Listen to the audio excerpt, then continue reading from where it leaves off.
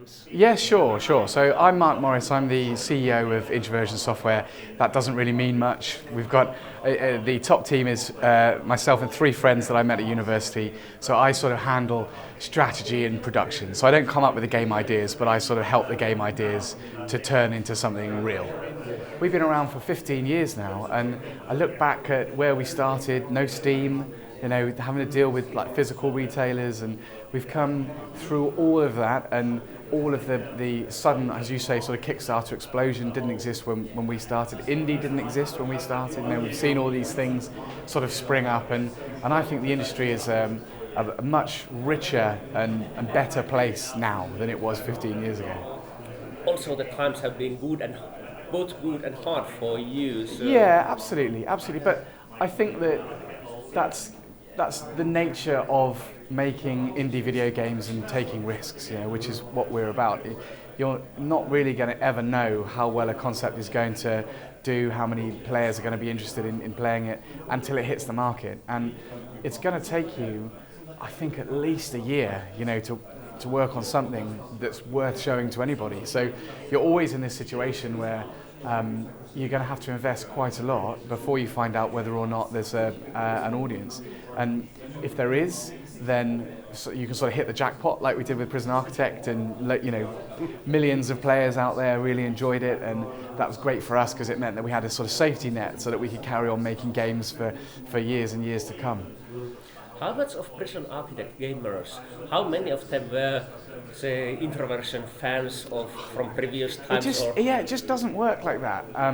People think that it does, but I think that we are always, I think we get press and media attention now when we do things. I think it's easy for us to get the press to say Introversion have done this new thing, but Introversion fans don't necessarily jump in and play something new. I think they have a look at it and they go, I'm interested or I'm not interested. And Prison Architect, 2 million people played it. We'd never had a game that had gotten anywhere near that before. So by far the majority of people are new to the game.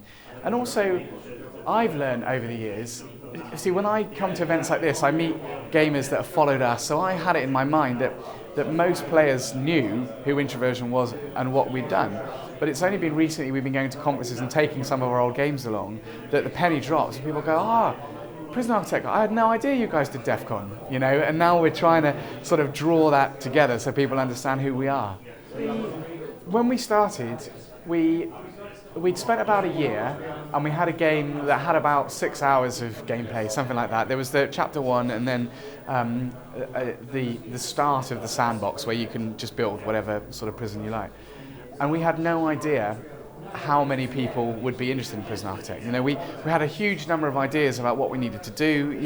It's a prison, right? So we need to have a canteen, we need to have knives, we need to have drugs, we need to have escape attempts, we need to have visitations. The content sort of writes itself, but we never knew at that point whether or not there would be the interest to sustain all of those different systems.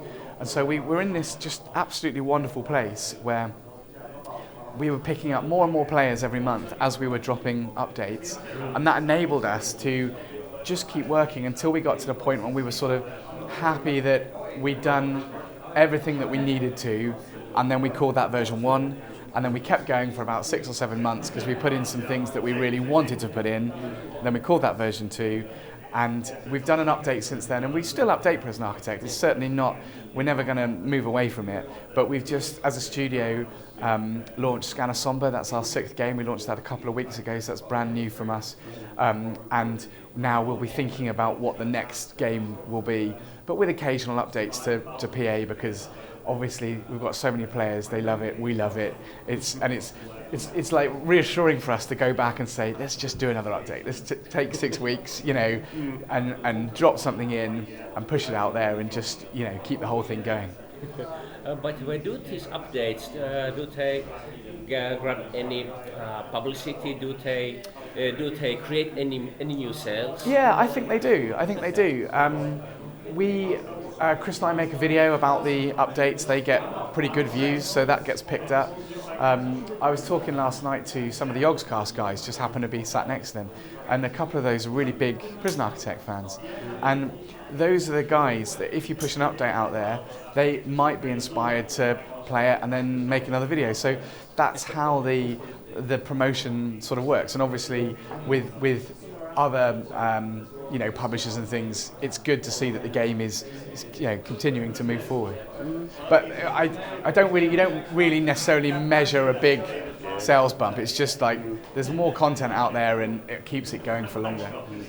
What are the most memorable things that has happened to players or yourself playing? Well, something of the maddest things? Yeah, I've got to think a long way back to sort of the start when we were just trying to get the AI model right for the prisoners, and they did some crazy things. I remember we were really proud because we'd finished working on the food system, and so the players were going to go and eat for the first time, and they went, got their food, sat down in the canteen. Then the canteen was full, so they took their trays to the shower, took off because they knew they had seats in the shower, took off all of their clothes in the shower and sat in the shower eating their food.